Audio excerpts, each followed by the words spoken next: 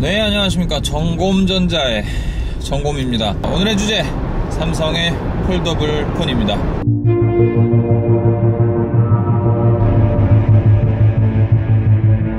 삼성은 2월 20일 폴더블 폰을 내놓을 것이라는 거의 확실한 수준의 어떤 언론 플레이를 진행하고 있습니다. 언론을 응대하면서 하고 있는 이야기에서 명확하게 폴더블 폰에 대한 증거들이 나오고 있다고 하는 겁니다. 파리에 있는 광장에 한글 문구로 접는 형식의 휴대폰에 대한 이야기들이 담겨져 있습니다. 뭐 그런 거 생각을 해보면 얘네들은 반드시 폴더블을 내놓을 것이다 라는 예상이 되고 있는 겁니다. 인피니티 O 디스플레이로 아마도 갤럭시 S10이 발매가 될 것이고, 폴더블 폰은 개별적인 브랜드, 마치 노트 시리즈와 같이 새로운 시리즈로 아마도 시작을 하게 될 것입니다. 지난 CES 2019에 나왔던 중국에서 선보인 밖으로 접이식 휴대폰을 봤을 때 이게 왜 경쟁력이 있겠는가 라는 생각이 얼핏 들었습니다.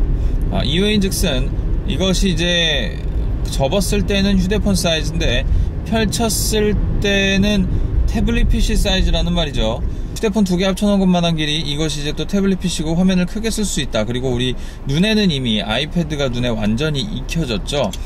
그러다 보니까 아이패드 사이즈가 어색하지는 않다라고 하는 거예요. 심지어 우리가 종종 쓰고 있는, 우리가 좀 많이 안 쓰고는 계시지만 전자책, 이북의 사이즈와 거의 비슷한 형태, 물론 이북이 더 작긴 합니다만 이북 정도의 사이즈로 접이식 휴대폰이 나온다고 해도 그것도 나름대로의 신박한 어떤 나쁘지 않은 정도의 효용성을 보여줄 것이다 라는 생각이 드는 거죠. 이거를 뭐 접든지 말든지 해서 어찌됐든 휴대성이 간편하게 만들어야지 요거에 대한 가치나 값어치가 높아질 수 있을 거란 말이에요. 그렇게 본다면 이 폴더블 폰의 시장은 밝은 쪽으로 전망이 되어지고 있다라고 하는 겁니다. CES 2019에서 접이식 휴대폰이 나오기 전에는 이게 정말 접이식 폰이 괜찮을까라는 의구심이 진짜 많이 들었어요. 이거 뭐 접어봐야 뭐 할 거야 이 생각을 해봤는데, 이게 막상 나와보니까 그렇게 나쁘지 않다라는 그런 느낌이 든다고 하는 겁니다. 물론 지금 중국 나와 있는 그 휴대폰은 회사 이름도 기억이 안 나는데, 그 휴대폰 같은 경우에는 프로토타입의 느낌이 강해서 사실 그걸 사서 쓸만한 이유는 딱히 없어 보여요. 이게 왜냐면 사실 휴대폰의 최대의 어떤 그런 강점은 바형 타입의 얇은 어떤 바디, 외관이 굉장히 강점인데, 이것은 그 얇은 바디의 측면에서의 큰 효용성이 사라져버렸다라고 하는 겁니다. 워낙에 이제 접어버리고 또 심지어 공글려서 말려있는 파트가 굉장히 굵기 때문에 이거를 뭐 어떻게 간편하게 가지고 다닐래야 가지고 다닐 수가 없는 거야. 아예 착 접혀버리면 뭐 그러려니 하고 이제 얇게 들고 다닐 수도 있어요. 근데 이제 이게 그렇지 않은 상태이다 보니까 문제가 좀 될 수 있다라고 하는 거거든요. 그렇게 본다면 이번에 만약에 갤럭시 F, 즉 갤럭시 폴더블 폰이 나왔을 때 만약에 그것이 완전히 접혀지는 형태의 휴대폰이라고 한다면 약간 기대해볼 만한 그런 가치는 충분히 있지 않을까라는 생각을 해봅니다. 그런데 안쪽으로 완전히 접혀질 경우에 디스플레이의 내구성에도 좀 걱정이 좀 되고는 있죠. 완전히 접혀지지 않으면 들고 다닐 때 휴대성에서의 두께가 문제가 되고, 완전히 접혀진다 그러면 디스플레이의 내구성이 문제가 됩니다. 두 마리 토끼 중 어떤 토끼를 잡을 것이냐가 좀 관건이 될 것이고, 분명히 이 포인트는 시장에서 폴더블이 성공하느냐 못하느냐까지도 거론이 될 만큼의 큰 포인트가 될 것으로 보여지고 있습니다. 지금 애플의 주가는 시시각각 떨어지고 있죠. 그렇다고 삼성의 주가가 엄청 높아지고 있는 건 아닌데, 이쯤 되면 이제 새로운 먹거리가 필요한 시점이다라고 하는 거죠. 이미 한 2-3년 전부터 새로운 기술이 발매돼서 그 기술을 기반으로 어떤 좀 세상이 변화되었어야 했는데, 그럴 만한 어떤 혁신적인 아이디어나 그럴 만한 어떤 기업들이 많이 없었다라고 하는 것이죠. 이번에 등장한 LG의 롤러블 TV의 사례를 봤을 때도 롤러블 휴대폰의 등장도 아마도 예상해 볼 수 있지 않을까라는 생각도 살짝 해봅니다. 그런 거지. 휴대폰 사이즈가 요래. 근데 이제 양 틀을 딱 잡아당기면 커지는 거야. 아니면 뭐 이렇게 딱 누르면 딱 펴진다던가, 이 정도의 뭐 혁신적인 생각들이 아니라면 뭐 단순한 접이식 휴대폰만 가지고서는 좀 앞으로 더 나아가기는 어려워 보이긴 합니다. 2월 20일 날 이제 삼성이 새로운 휴대폰을 공개합니다.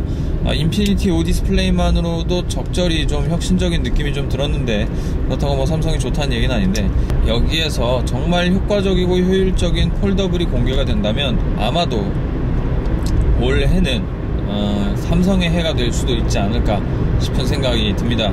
여기에 발맞춰서 LG는 올 하반기에 롤러블 휴대폰을 내지 않을까 싶은 생각이 들고요. 애플은 내후년에 롤러블이든 폴더블이든 두 개 중에 잘 된 걸 갖고 잘 만들어서 내놓을 것입니다. 그래요.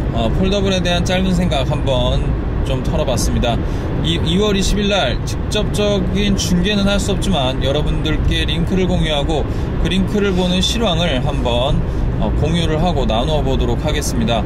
여러분들께서는 귀찮으시겠지만 한쪽에는 제 생방송과 또 한쪽에는 삼성의 생방송을 양쪽으로 띄워놓으시고 함께 보는 그런 시간을 가져보도록 하겠습니다.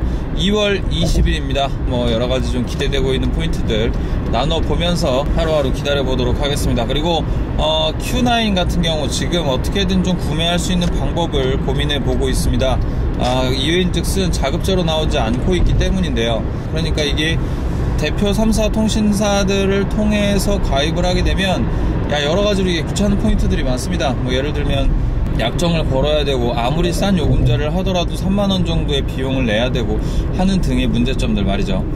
그렇게 생각해 본다면 요거는 조금 애매할 수 있는 포인트다 라는 이야기가 될 것입니다. Q9을 구매해보는 것 자체는 좀 어려울 수도 있을 것 같아요. 그래서 체험단을 신청을 좀 해놨어요. 그래서 이번엔 좀 착하게 잘해볼게요 라고 이렇게 써놨는데, 처음 썼던 거는 너무 건방지게 써가지고 이번에는 좀 잘 썼습니다. 되면은 리뷰를 할 거고요. 안 되면 Q9 1을 리뷰해 보도록 하겠습니다. 여기까지 청검전자의 청검이었고요. 네, 구독과 좋아요, 알람 설정까지 해주시는 거 잊지 않으셨죠? 네, 감사합니다. 좋은 하루 보내시고요. 오늘도 행복한 하루 되시길 바랍니다. 여기까지 청검전자의 청검이었습니다. 빠이 봄빠 야 하! 뭐 임마 빵빵거리면 뭐 누가 뭐 비켜줘? 비켜주네. 잘가